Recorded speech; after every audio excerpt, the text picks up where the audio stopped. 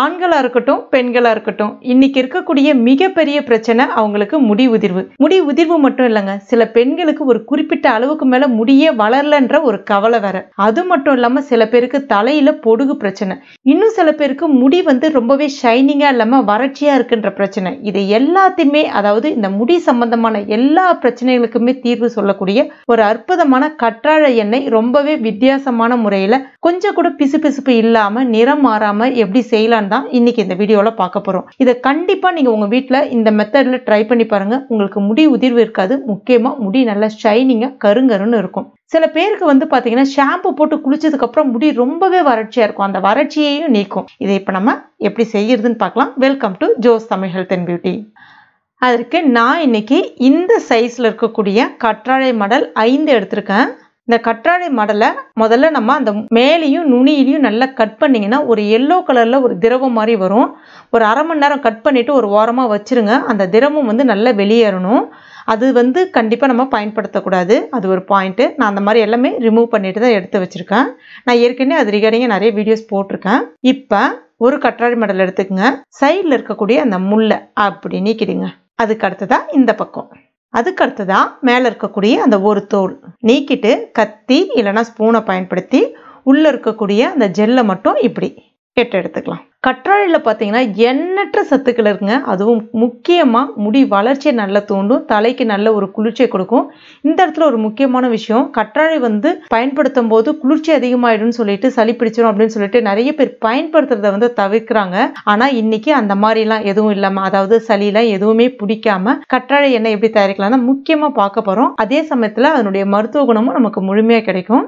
கற்றாழை அந்த ஜெல் பாருங்க எப்படி இருக்கு பாருங்க. இதை நீங்க பயன்படுத்தும் போது அதே மாதிரியே உங்களுடைய முடியும் நல்லா வழவழன்னு சூப்பரா இருக்கும், ஷைனிங்கா இருக்கும், முடி உதிர்வு இருக்காது, தலையில பேன் பொடுகு இருக்காது.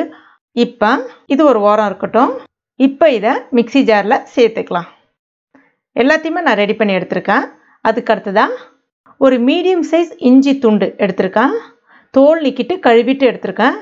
இஞ்சி பயன்படுத்தும் போது தலையில் முக்கியமாக முடியோட வேர் கால்களில் தங்கியிருக்கக்கூடிய அந்த இறந்த செல் பொடுகு இது எல்லாத்தையுமே சரி பண்ணும். தலையில் இருக்கக்கூடிய அரிப்பை சரி செய்யும். அது மட்டும் இல்லாமல் தலையில் நல்ல ஒரு ரத்த ஓட்டத்தை அதிகரிக்கும், முக்கியமாக சளி பிடிக்காது. இப்போ இதில் தண்ணிலாம் எதுவும் சேர்க்காம நல்லா நைஸாக அரைச்சி எடுத்துக்கலாம். இப்போ அரைச்சி எடுத்ததை ஒரு பவுலில் சேர்த்துக்கலாம். இது அப்படியே ஒரு வாரம் இருக்கட்டும். இந்த பவுலும் ரெண்டுமே சேம் சைஸு. இப்போ இதில் தேங்காய் எண்ணெய் சேர்த்துக்கலாம்.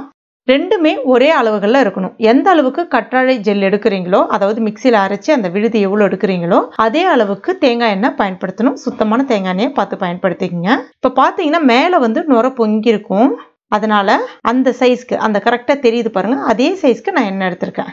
3/4 கப் அளவுக்கு வரும். அடுத்ததான் ஒரு இரும்பு கடாய் ஸ்டவ்வில் வச்சுருக்கேன். இது மேக்சிமம் இரும்பு கடாய் பயன்படுத்துங்க, இல்லைன்னா சில்வர் கடாய் இருந்தால் பார்த்து பயன்படுத்திங்க. இப்போ நம்ம வச்சிருக்க எண்ணெயை இதில் சேர்த்துடலாம்.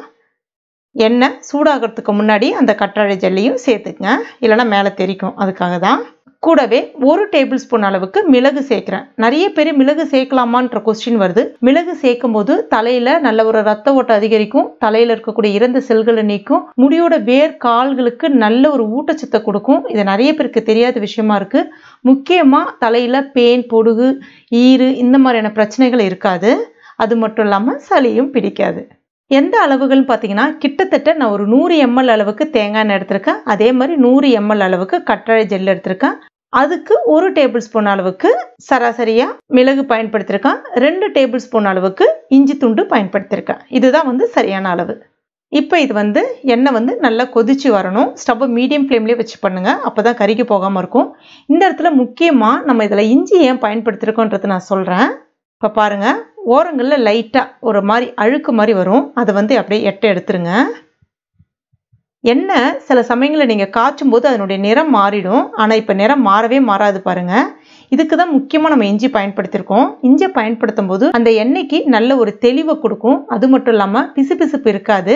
எண்ணெயை நீங்கள் ரெகுலர் எண்ணெய் மாதிரி நீங்கள் வெளியிலையும் பார்த்து பயன்படுத்திட்டு போகலாம். அதாவது தலைக்கு தேய்ச்சி குளிக்கிறதுக்காக மட்டும் இல்லாமல் இதை நீங்கள் ரெகுலர் ஆயிலாக பயன்படுத்தலாம். அந்த அதிகமான பிசுபிசுப்பு அந்த மாதிரிலாம் எதுவுமே இருக்காது. இப்போ பாருங்கள், நல்லா கொதிச்சு வந்திருக்கு. அந்த ஈர சலசலப்பு எல்லாமே அடங்கின பிறகு தான் நம்ம ஸ்டவ்வை ஆஃப் பண்ணணும். இப்போ பாருங்கள், நான் சொன்ன மாதிரி எண்ணெய் எவ்வளோ தெளிவாக அழகாக இருக்குது பாருங்கள். எதுக்காக சொல்கிறேன் அப்படின்னா, அந்த ஈரத்தன்மை இருக்கும்போது நீங்கள் ஸ்டவ்வை ஆஃப் பண்ணிட்டீங்க அப்படின்னா சீக்கிரம் எண்ணெய் வந்து கெட்டு போயிடும், நீங்கள் வச்சு பயன்படுத்த முடியாது. அதனால் இப்போ பாருங்கள் அந்த நுரை எல்லாமே அடங்கிட்டு எண்ணெய் நல்லா நடுவில் பிரிஞ்சு வர ஆரம்பிக்குது பாருங்கள். இந்த ஸ்டேஜில் ஸ்டவ் ஆஃப் பண்ணிவிட்டு இதை நம்ம ஆற வச்சுக்கலாம். ஆறுனதை ஒரு வடிகட்டியை பயன்படுத்தி இப்போ நீங்கள் இதை வடிகட்டிக்கலாம். ஒரு ஈரம் இல்லாத கண்ணாடி பாட்டிலில் ஸ்டோர் பண்ணிக்கோங்க. வெளியிலே நார்மல் ரூம் டெம்பரேச்சர்லேயே வச்சு பயன்படுத்தலாம். ஆண்கள், பெண்கள், குழந்தைகள் எல்லாருமே தாராளமாக பயன்படுத்தலாம்.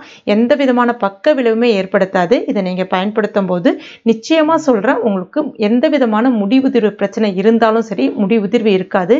இளநரை இருக்கிறவங்களும் தாராளமாக பயன்படுத்தலாம். உங்களுக்கு இளநரை இருக்குன்னா இதில் கொஞ்சமாக கருவேப்பிலை இலைகள் ஒரு கைப்பிடி அளவுக்கு இறக்கும்பொழுது கருவேப்பிலை இலைகளை போட்டு இறக்குனீங்கன்னா டக்குன்னு பொரிஞ்சிரும். நிறம் வந்து ஆனால் கொஞ்சம் பச்சை நிறமாக மாற ஆரம்பிக்கும், அவ்வளோதான். ரொம்ப அருமையான கற்றாழை எண்ணெய் இது. ஒரு சரியான மெத்தடில் இது வந்து உங்களுக்கு நான் சொல்லி கொடுத்துருக்கேன். நீங்கள் ட்ரை பண்ணி பாருங்கள். முடி சம்மந்தமான அனைத்து பிரச்சனையுமே சரியாகிடும். கண்டிப்பாக ட்ரை பண்ணிவிட்டு மறக்காமல் எனக்கு கமெண்ட் பண்ணுங்கள். இந்த வீடியோ பிடிச்சிருந்தா லைக் பண்ணுங்கள். உங்கள் நண்பர்கள் மற்றும் ஃபேமிலி மெம்பர்ஸ் கூட மறக்காமல் ஷேர் பண்ணுங்கள். மேலும் இது போன்ற பயனுள்ள குறிப்புகளுக்கு நம்ம சேனலை இது வரைக்கும் நீங்கள் சப்ஸ்கிரைப் பண்ணாத நண்பர்களாக இருந்தீங்கன்னா உடனே சப்ஸ்கிரைப் பண்ணிங்க. கூடவே மறக்காமல் அந்த பெல் நோட்டிஃபிகேஷன் சிம்பிளையும் ப்ரெஸ் பண்ணிங்க. தேங்க்யூ.